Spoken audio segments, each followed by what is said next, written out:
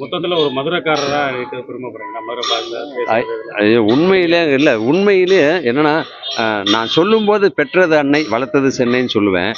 ஆனால் பெற்றது அன்னை எங்கன்னா அது தமிழ் அன்னை, மதுரை அன்னை. அதனால என்னைக்குமே மதுரையை நான் மட்டும் இல்லை, எல்லாருமே நேசிப்பாங்க.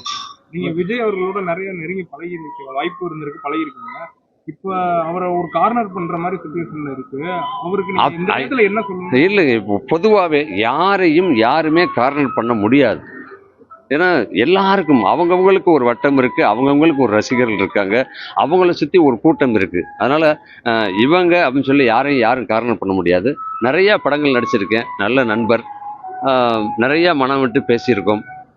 நான் அடிக்கடி எல்லாத்துலேயும் சொல்லியிருக்கேன். அப்போ இவர் மட்டும் அவர் மட்டும் கேட்பாங்க. எனக்கு 2 கண்ணு மாதிரி, ஒன்று ஏகே, ஒன்று விஜய் சார். 2 பேருமே, ஏன்னா 2 பேரும் கூட ஈக்குவலாக ஒரு 12 படங்கள் 14 படங்கள் நடிச்சிருக்கேன்.